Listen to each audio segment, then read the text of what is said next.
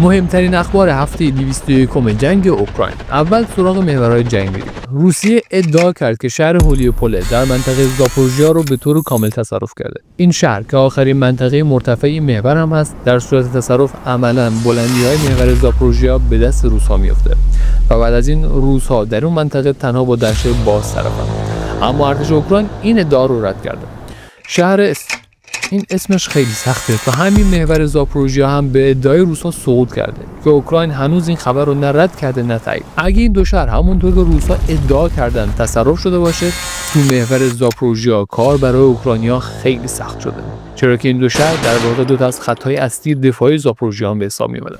وزارت دفاع روسیه از طرف دیگه اعلام کرد که روستای میرنوراد، اگه درست گفته باشم، در منطقه دونتسک هم تصرف کرده که اوکراینیا این خبر رو هم هنوز رد نکردن. تو محور سومی شمال اوکراین و کوستیانیفکا شرق اوکراین، نیروهای اوکراینی با نیروهای روسی به شدت درگیرن و هر دو طرف سعی میکنن که خط خودشون رو در اون منطقه تثبیت کنن. محور سومی که تو شماله و در نزدیکی مرز روسیه است، بیشتر برای این استفاده میشه که در اونجا نیروهای اوکراینی رو تحت فشار بذارن. هدف روسیه تو محور سومی بیشتر اینه که نیروهای اوکراینی رو تا اونجا که ممکنه توی اون منطقه مشغول نگه داره تا اوکراین نتونه به دونباس یا زاپوروژیا نیروی کمکی بفرسته. نبرد توی این منطقه بیشتر فرسایش شه. اما تو منطقه کوستیانیفکا اوضاع کاملا فرق میکنه. این شهر یکی از کلیدهای اصلی دفاع اوکراین توی شرقه و قطعاً خطرناکترین محور جنگ برای اوکراین هم در شرق محسوب میشه، چرا که این شهر در واقع ستون فقرات دفاع شرق اوکراین. اگه این شهر سقوط کنه، راه به سمت اسلوویانسک باز میشه و عملاً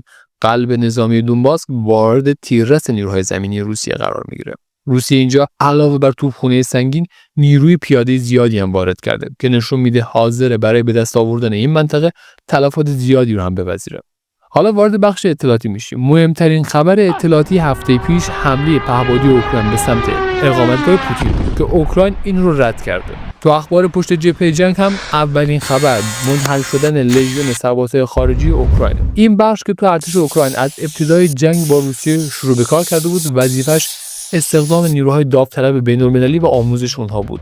خبری که نشون میده ارتش اوکراین برای نیروی انسانی به زودی با مشکلات زیادی روبرو میشه. از اون طرف انگار روس‌ها هم به فکر استفاده از سوار نظام افتادن. البته هنوز این معلوم نیست که ارتش روسیه مجبور شده به این سمت بره یا اینکه تعدادی از سربازها خودشون برای حمل و نقل راحت‌تر شروع به استفاده از اسب کردن. خبر بعدی ویتکوف فرستاده ویژه آمریکاست که با هیئت اوکراینی تو فلوریدا دیدار کرده برای بررسی طرح 20 بندی صلح آمریکا.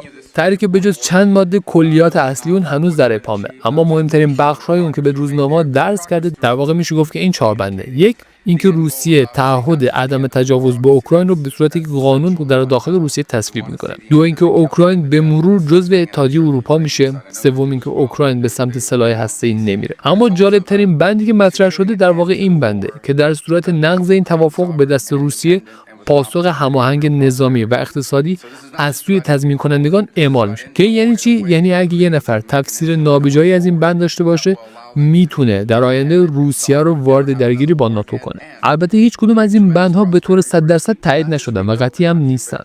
و آخرین خبر، ولادیمیر زلنسکی در سخنرانی سال نو خودش اعلام کرد که توافق در حال آماده شدنه، اما اوکراین نیاز به تضمین‌های امنیتی بیشتر داره. و این بود مهمترین اخبار هفته گذشته جنگ اوکراین با روسیه.